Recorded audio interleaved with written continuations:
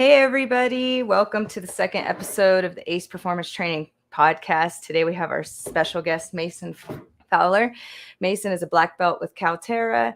He's won a lot of really cool events like Submission Underground, IBJJF Euros, Pans. He's won UAEJJF Grand Slam, all kinds of cool stuff. So we're so excited to have him here today and just kind of talk to him a little bit about what got him into training. And anyway, welcome.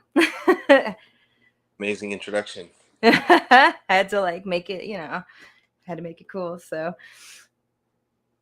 how you doing today? How's your day been going? You just got in from teaching some seminars, right, up in Washington? Yeah, I was teaching in Washington. Just had an early flight at 6 a.m. Got home and slept, and then woke up and I had a bunch of stuff to do, and then remembered I had the podcast. Scrambled.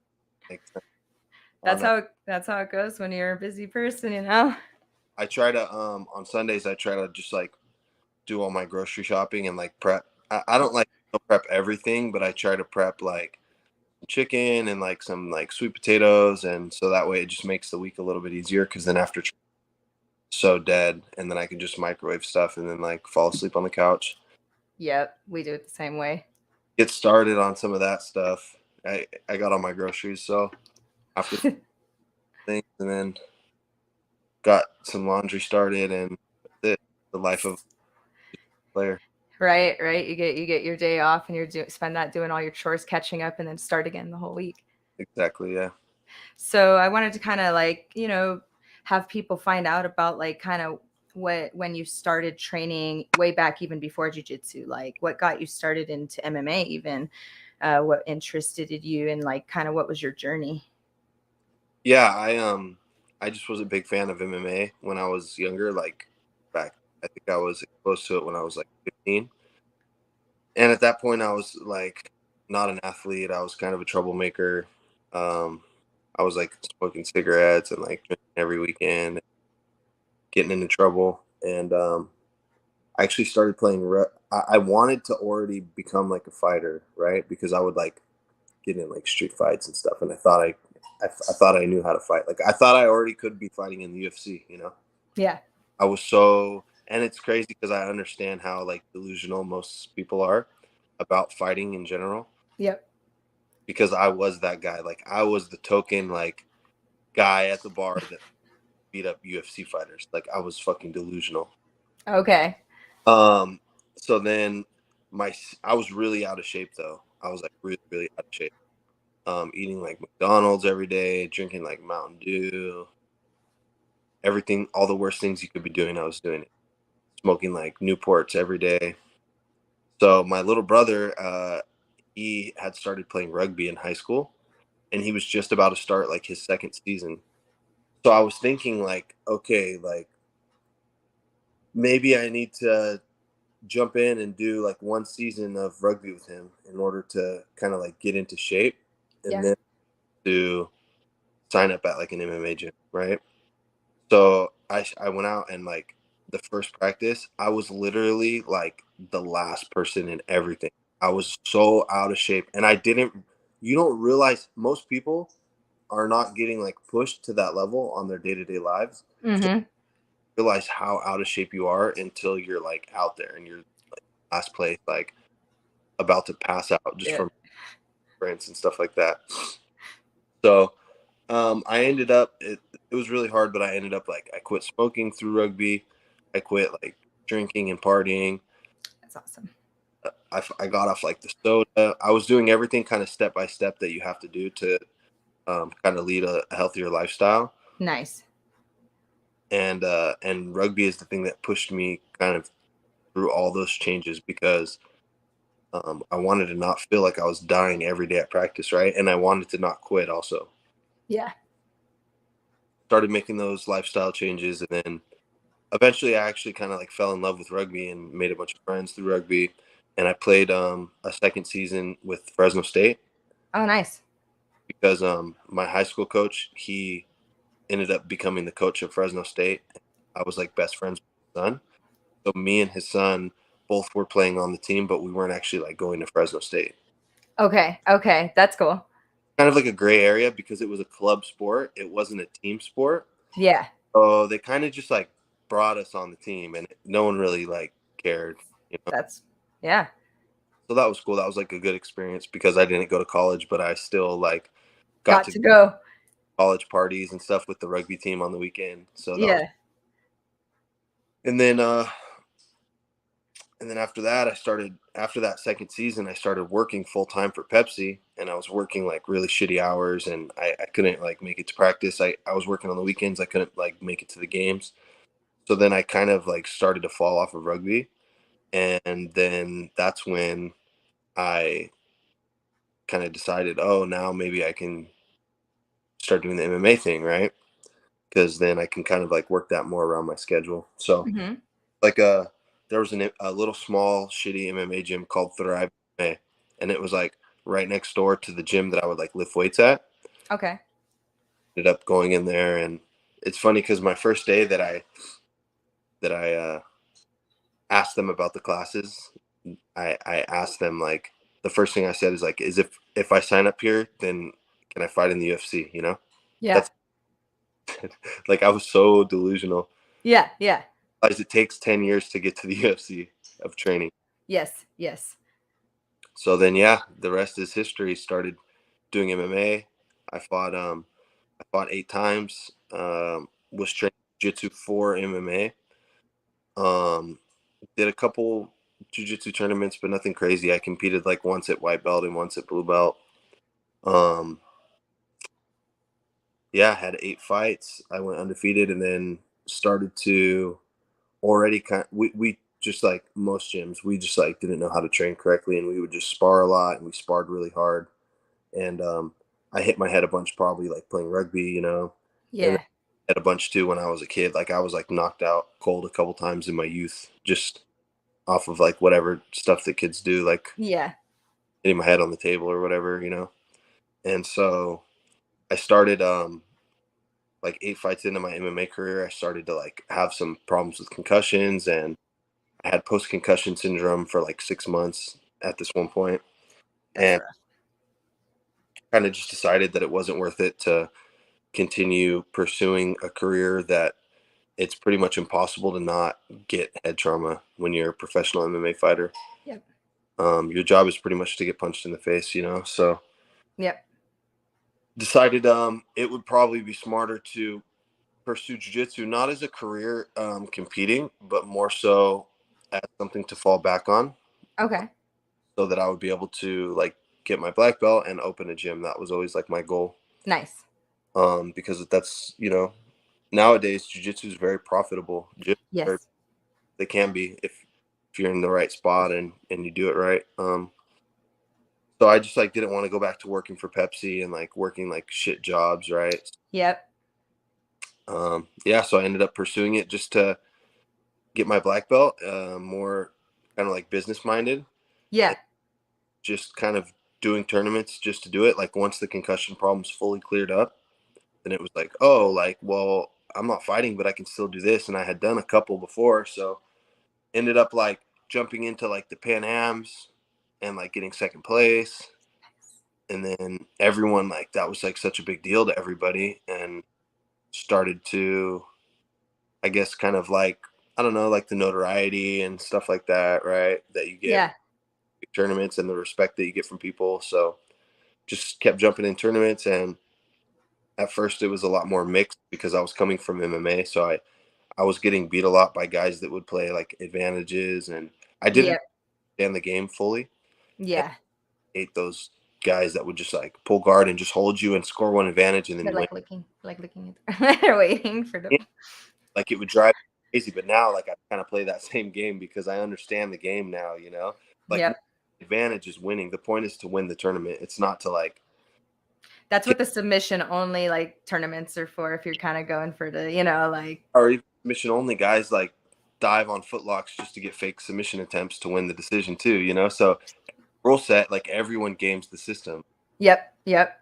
So yeah, it helped. I had my coach at the time was like one of the IBJJF refs.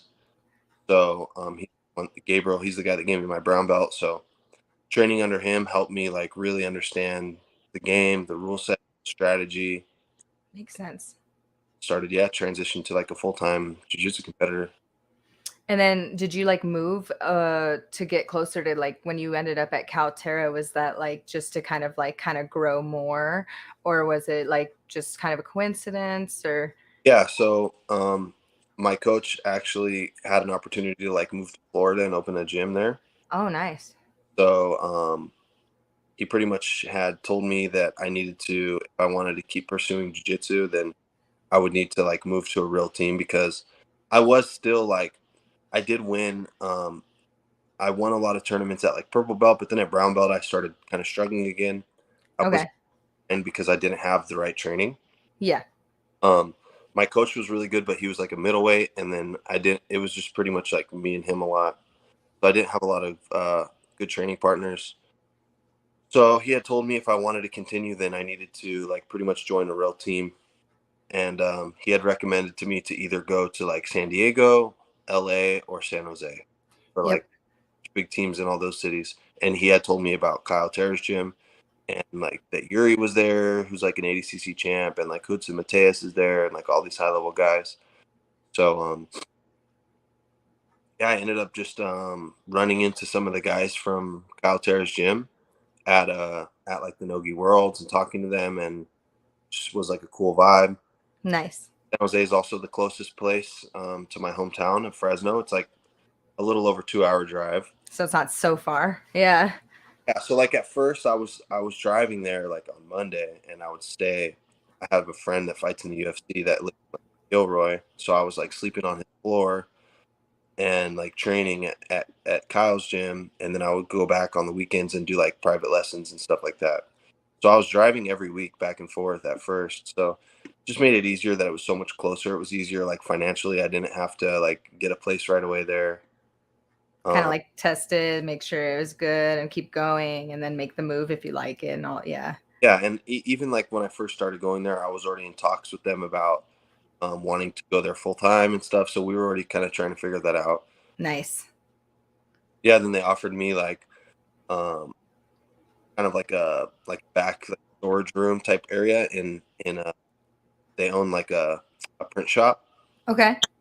back storage room that they said I can pretty much like move into. So I mean, so expensive the rent in San Jose, so that helped me a lot. Yeah. Being able to live like rent free for, I was there for like 2 years in the shop, and of course it's not ideal to live in a print shop, but it was You got like to do what you got to do when you're trying to, climb that ladder.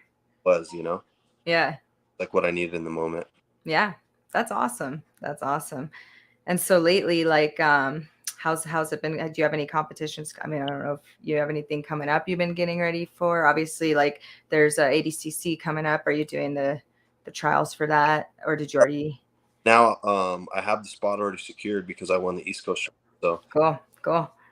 trials. So that's, I'm gonna go out there just to coach my teammates. But I pretty much like went through the whole training camp as if I was competing. Kyle never lets me like a day off, let alone a week off. So I've still been pretty much in training camp, and then um, flying into seminars right now.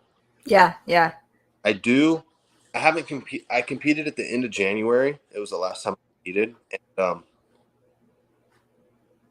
usually when I'm healthy, I compete like at least once a month. But it's been a little over a month now. It's been like 6 weeks, I think, since I competed.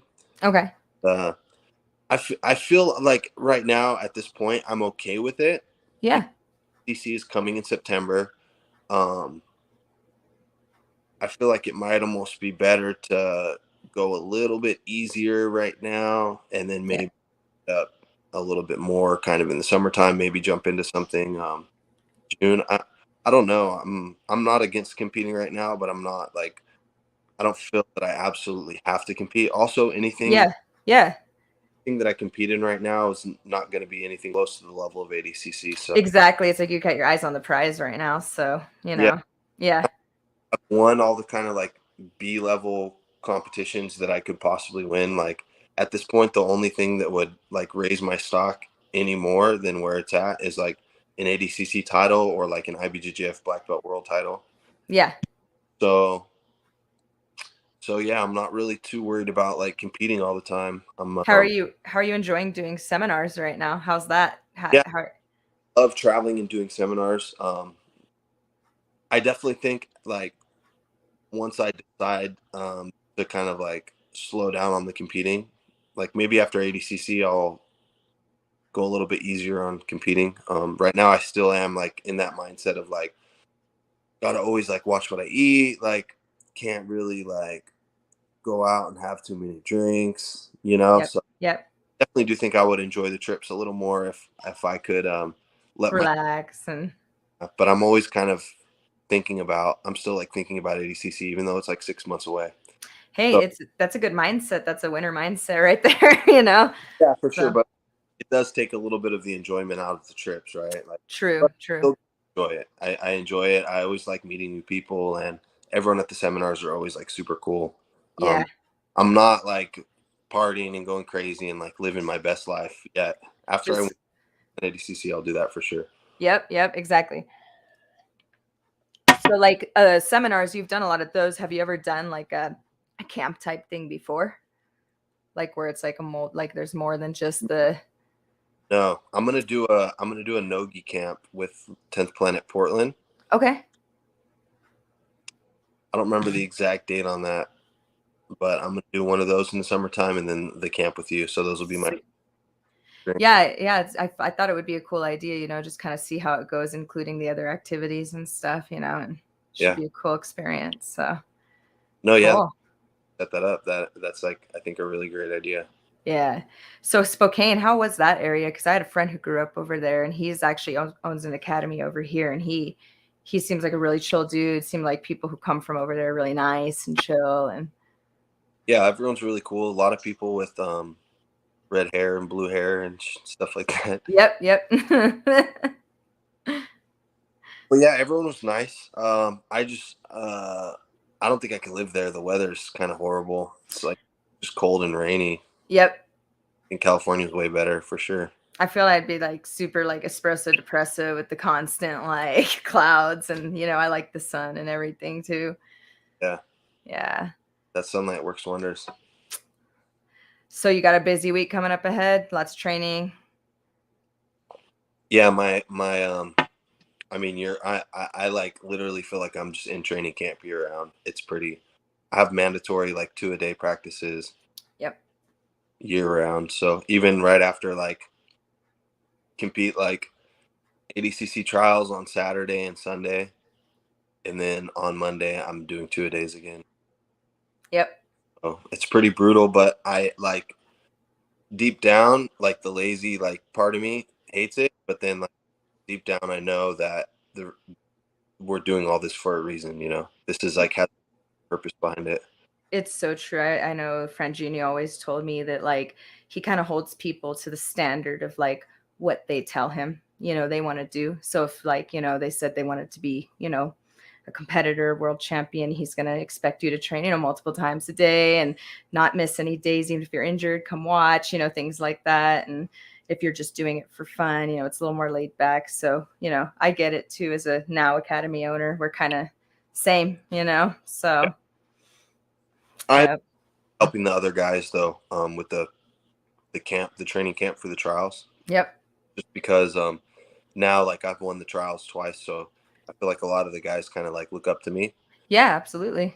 I do like kind of being that like playing that like big brother role. Like I really almost want one of them to win more than I would like care about myself winning, you know? That's like that coach heart right there. Like that coach heart is what I call it, you know, when you get excited to see your students do well, you know? Yeah. So I'm hoping that I think we got a couple guys that have a chance to win the trials, so I'm hoping one of them could just show up and pull it out.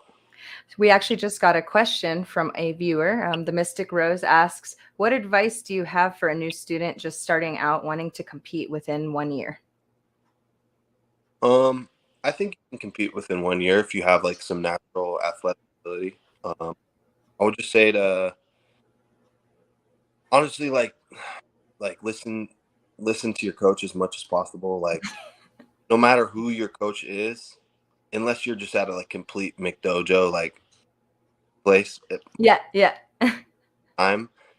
But if you're just starting, your coach knows a million times more about jiu-jitsu and about competition than you. So just listen to your coach. Don't be hard-headed, and just try to learn as much as you can. Yep. And just try to train as much jiu-jitsu as possible, really. Like at the white belt level, you don't really have to worry about like doing cardio or like cutting weight or like lifting weights or any of that stuff. Just like train as much jiu-jitsu as possible. Yep. Yep. That's what I would say too. I mean, I did my first competition 6 weeks after my first class, but I was training 7 days a week.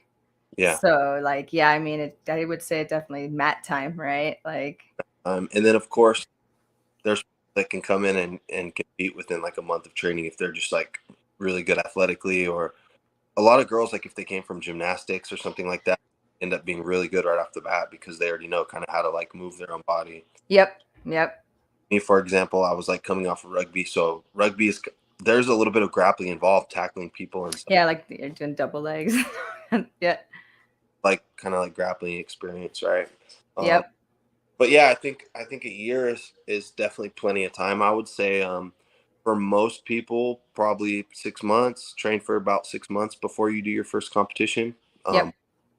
Of course, like it could be 6 weeks, or it could. I came from Spartan racing though, so I was already like, Or, just trying to go. So yeah, I guess it kind of depends on the person, right? Like where you come from, and I kind of went in my first one. I was just going for fun. I wasn't expecting anything. I was just kind of trying to see what it was about, kind of thing. So if you want to win, though, definitely it's going to take longer and a lot more. So, yeah, then if you get in 6 months and you lose, then it's fine. Then you can go compete again next month. yeah. And the first one's definitely the hardest as far as like the nerve. I don't know. Actually, they're all pretty hard as far as the nerves and stuff like that. So then one question I had for you is, how did it feel the moment you got that black belt tied around you?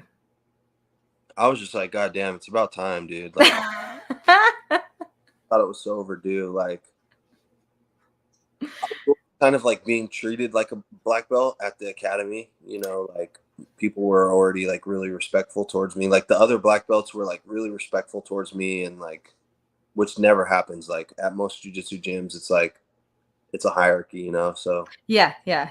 like let's say that like there's a black belt at practice, and then there's all colored belts. The black belt would like run the practice, But like sometimes it would be like me and then like a bunch of black belts there, and then I would be the one running the practice still. Yep. Kind of have like respect from people because I was competing already at the black belt level. It was, Yep. So I felt like I was kind of already maybe like I guess a no-gi black belt, right? The skill was there.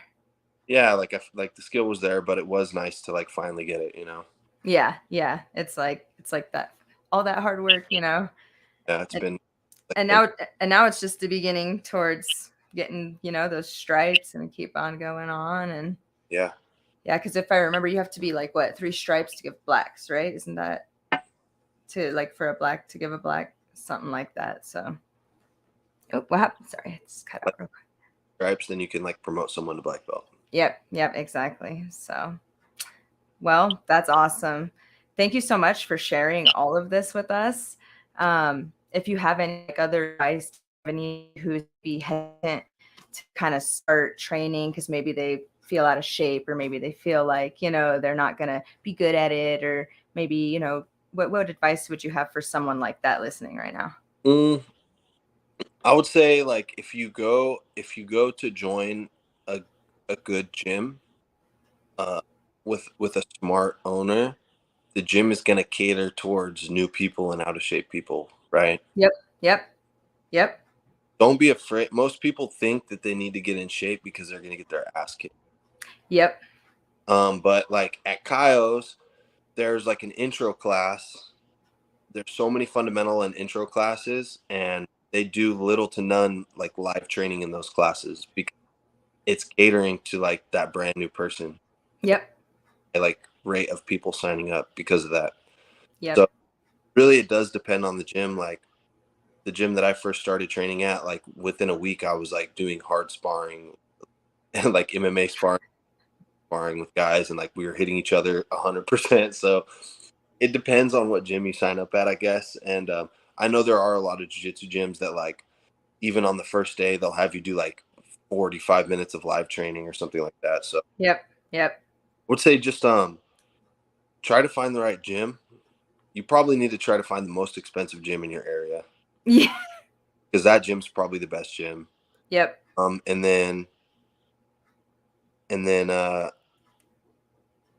I mean, if you're scared of like getting beat up or something like that, just like talk to the coach. The coach wants you to sign up because he wants to make money. So It's true. It's any true. have or any fears that you have, talk to the coach and he'll help you out with that, because most, like 95% of guys, like, they're trying to run a business and they Yep. want, so whatever problems you have, talk to them about it and they'll probably help you fix them. That's absolutely true. Like in our case, if people have like maybe like they have a bad shoulder, this or that, we're just like, oh, well, we'll figure it out. We'll work around it and we'll get it done, So Or, if you're not in shape, then, maybe ask the coach if you could just do part of the training. yep.